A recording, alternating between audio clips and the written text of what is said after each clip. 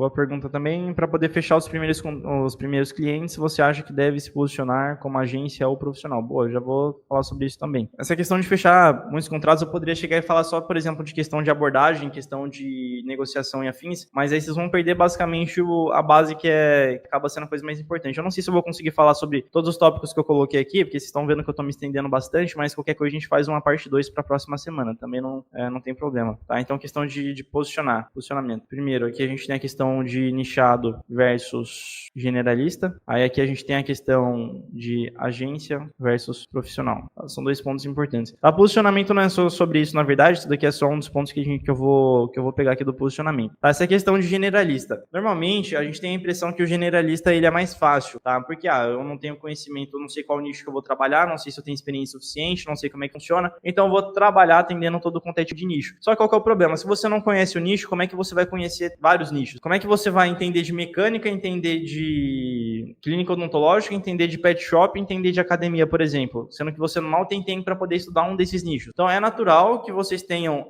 esse tipo de pensamento com relação à questão de ir para generalista, né? Porque, naturalmente, vocês não têm um nicho em mente, né? Isso é comum de acontecer. Até mesmo eu, por exemplo, eu pensei em nichar para clínica odontológica, não foi o que eu peguei de primeiro. Eu tinha pegado 3 nichos, hotel, clínica odontológica e móveis planejados. Móveis planejados, assim que a gente começou a prospectar, eu vi que era um pessoal muito bruto na comunicação, não é o tipo de público que eu gostaria de atender, então a gente já descartou logo de cara. Aí a gente vem para a questão, por exemplo, de hotel, que é um nicho que eu gosto bastante, na verdade, só que através da prospecção ativa não era muito eficiente, tá? Simplesmente porque a gente tem hotéis de pequeno, de médio e de grande porte. Então, quando eu pego, por exemplo, hotéis de pequeno porte, normalmente eles já estão lotados. Agora, os de grande porte, a gente tem muitas pessoas que a gente precisa estar falando para conseguir fechar. Então, no geral, era de médio porte. Só que para fazer através da prospecção ativa, dá muito trabalho para conseguir achar. Então, a gente descartou e eu foquei em clínica odontológica. Quando você nicha... Galera, só um segundinho. Então, assim, quando você foca em um nicho específico, você consegue gerar autoridade com mais facilidade, tá? Por exemplo, no caso, quando eu nichei para clínica odontológica, eu tinha atendido, se eu não me engano, foi um cliente no ano anterior.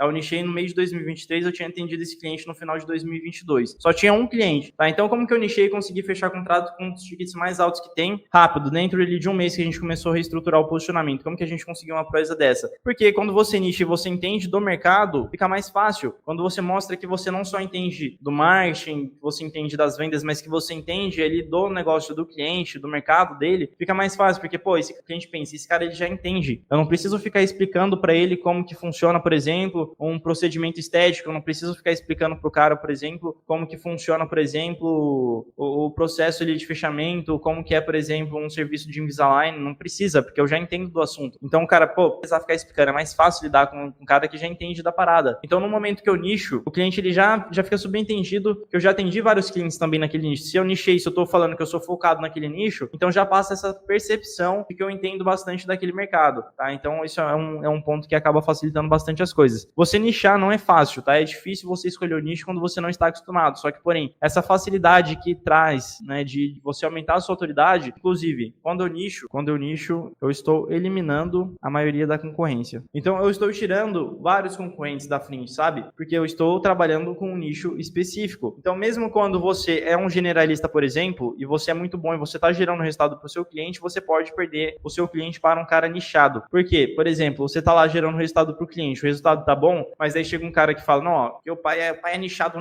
nessa parada, eu focado nisso, não trabalho com mais nada. A gente vai falar, opa, peraí, esse cara deve saber alguma coisa que você não sabe. Jefferson, como é que você sabe disso? Porque já aconteceu comigo, tá? Já aconteceu com um cliente, foi inclusive um dos clientes que eu mais gerei resultado, tá?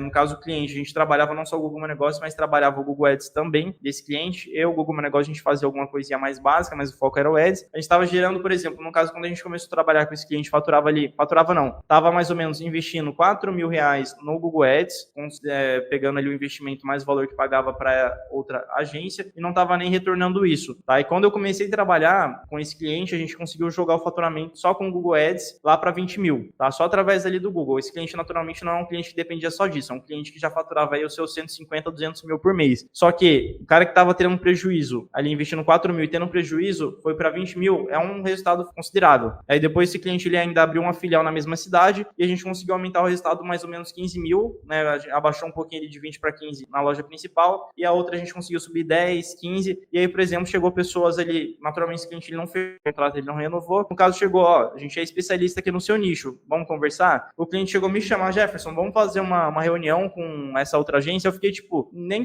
foco o cliente tá me chamando para eu poder fazer uma reunião com o concorrente. Eu fiquei tipo, velho, como assim? Sendo que a gente tá gerando resultado e o cliente, para mim eu cheguei com uma falta de respeito, no caso, o cliente tá me chamando para poder fazer uma reunião basicamente com um concorrente meu, né? Só que por que ele fez isso? Porque o pessoal era nichado, entendeu? Se entrava no site deles, não falava de outro nicho, não falava, sabe, de mais nada, era totalmente focado nisso, e naturalmente eu estava trabalhando como generalista, tá? Então foi mais ou menos assim que aconteceu. Mesmo que você seja muito bom no que você faz, você vai estar sempre fadado aí a perder pro cara que é nichado, tá? Agora, quando você é nichado, por exemplo, quando você é nichado não só no nicho, mas você é nichado de ferramenta também, no meu caso eu sempre trabalhei focado em Google, tá? Google Ads, Google Meu Negócio, sites e afins. Então isso é uma coisa que já me ajudou um pouco, por exemplo, mas o fato de eu não ter um nicho, isso ainda me deixa um pouco suscetível a perder para um cara que é nichado em questão de nicho mesmo, tá? Agora, pegando a pergunta da Paula com relação à questão de agência versus profissionais, profissional, isso aqui, na verdade, é indiferente, tá? É indiferente. Só que você nunca, aliás, nunca não, eu recomendo, de modo geral, recomendo não usar o nome agência, tá? O nome agência, galera, é uma coisa, como eu posso dizer, já tá batido pela questão de que muitas empresas têm experiência negativa com agência, tá? E tanto essa questão de experiência negativa, então se você, por exemplo, você vai fazer uma abordagem, você fala que você é uma agência, pronto, o cliente ele vai pegar tudo que ele sabe como agência e vai, sabe, já era. Pô, agência, não quero nem saber, tá? Tem, corrija se eu estiver errado, não sei se tem alguém que já passou por isso, caso de pessoas que falam, eu sou do Google, por exemplo, e aí o cliente, por conta de ter uma experiência ruim com alguém que falou que era do Google antes, o cara não quer nem te ouvir, tá? Mesma coisa com a questão de agência, mesma coisa se você falar alguma coisa de marketing, não sei o que, agência de marketing, já era. Perdeu ali a oportunidade de chamar a atenção do cara. Tanto que, por isso, o nome da minha agência era Agência OSS, tá? Agência Osso. Quando eu ia fazer uma abordagem, eu falava assessoria, tá? Assessoria Osso, tá? Simplesmente porque o nome agência, ele tá batido e, naturalmente, ele faz eu perder muitas oportunidades ali por conta dessa questão. Então, no geral, você não vai usar o nome agência. Agora, pegando pela ideia geral de agência, é indiferente, mas, aliás, na verdade, depende do que você quer. Tá? Eu vou colocar de uma forma diferente. Em questão de resultado na prática, é indiferente, mas dependendo do que você quer, a gente tem um que pode ser melhor que o outro, tá? Então, se você quer ter equipe, vai de agência, tá? O demais, o contrário, se você quer trabalhar sozinho, afim, você vai focar no posicionamento ali de profissional, na sua imagem. No meu caso, por exemplo, mesmo que eu tenho a minha assessoria agora, que não é mais agência, é uma assessoria, eu ainda assim uso o meu posicionamento de profissional, tá? Mas de qualquer forma, esse posicionamento, aliás, independente de qual escolher, se conseguir acrescentar a sua imagem pessoal, é melhor. Jefferson, como assim? Por exemplo, você tem lá um Instagram, você tem um Instagram, e você, Jefferson, qual que eu vou usar? Eu vou usar o logo da empresa ou eu vou usar, por exemplo, a minha imagem? Você usa a sua imagem de preferência, tá? Só em último caso você usa a logo da sua empresa, porque as pessoas, elas se relacionam com pessoas. Procura lá na sua lista de pessoas que você segue, quantas empresas tem lá. Olha no meu lá, quantas empresas que você vai ver. Praticamente nenhuma, são pouquíssimas, saca? Então, no geral, é mais interessante. Por exemplo, eu não lancei ainda, aliás, acho que deve estar no ar o site da minha nova assessoria, mas eu não vou revelar ainda, mas você vai entrar lá, você vai ver logo na home, vai ter um vídeo meu. Não é nem porque eu queria fazer vídeo afins, mas o que acontece? Você entra na maior parte dos sites das agências hoje, você não vê nada que humaniza aquele site. Você vê, tipo, sabe, mesmo eu que sou mentor, que tenho agência, que tenho experiência afins, eu pensando, será que existe mesmo essa agência, sabe? Ainda mais com as coisas que tem hoje de inteligência artificial e afins. Então, para poder quebrar isso, eu joguei logo um vídeo. E aí embaixo tem lá uma foto minha. E aí na página sobre nós tem outro vídeo meu. Na página de produto vai ter outro vídeo. Por quê? Para poder humanizar a parada. E aí isso fica com base na minha imagem. Mesma coisa que eu usar o meu canal do YouTube, por exemplo, se eu quiser usar para poder captar clientes, fica sendo mais interessante do que eu criar um canal específico para agência lá com a logo dela. Porque, de novo, as pessoas se relacionam com pessoas, entendeu? E aí se eu construir autoridade com base na minha imagem, fica mais fácil para eu conseguir estar fechando esse contrato, porque o cliente precisa confiar em mim. Sabe, uma coisa engraçada. Teve clientes que eu trabalhei, 2 anos, 3 anos mais ou menos, e os clientes clientes não sabiam o nome da minha agência, tá? Nem sabia, tá?